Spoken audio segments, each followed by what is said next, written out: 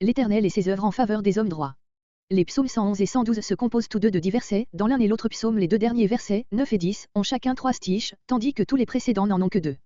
Les stiches, à leur tour, ne se composent, toujours dans les deux psaumes, que de 3 mots hébreux et ils se suivent dans l'ordre alphabétique, voire introduction au psaume. À ces ressemblances extérieures correspond une relation étroite de pensée entre les deux cantiques, le premier célébrant les œuvres accomplies par l'Éternel envers les siens, le second parlant du bonheur dont jouissent sous sa protection ceux qui craignent l'Éternel. Comme la plupart des psaumes alphabétiques, ceux-ci se composent de brèves sentences destinées à être apprises par cœur. Quant à la date de la composition des deux cantiques, aucun indice ne la révèle, si ce n'est que l'exclamation Alléluia, louez l'Éternel, qu'ils portent tous deux comme titre, n'apparaît guère que dans les psaumes postérieurs à la captivité.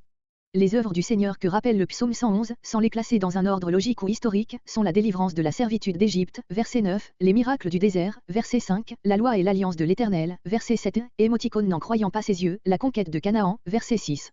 Verset 1. La société des hommes droits désigne, semble-t-il, un cercle plus intime et moins officiel que l'assemblée publique de tout le peuple. Verset 2. Elles font l'étude, proprement, elles sont l'objet des recherches. Verset 3. Il a voulu que l'on se souvînt, littéralement, il a établi un mémorial de ses merveilles. Peut-être y a-t-il ici une allusion aux fêtes religieuses destinées à perpétuer le souvenir des grandes délivrances dont Israël a été l'objet. Comparez Exode 12.14, vous ferez commémoration de ce jour, la Pâque, et vous le célébrerez comme une fête de l'Éternel. L'ancienne Église avait fait de ce psaume un cantique de sainte scène. Verset 5. Il a donné de la nourriture, allusion à la manière dont Dieu a pourvu à tous les besoins du peuple et l'a fait subsister dans le désert.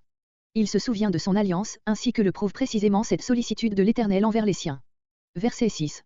La force de ses œuvres, la force cachée d'où procèdent ses œuvres. Elle s'est manifestée en ce que Dieu a dépossédé des nations, pour donner à son peuple tout le fruit de leur travail, psaume 105.44. Verset 7. Ses œuvres sont vérité et justice, elles sont conformes à ses promesses, en même temps qu'aux principes éternels selon lesquels Dieu gouverne le monde.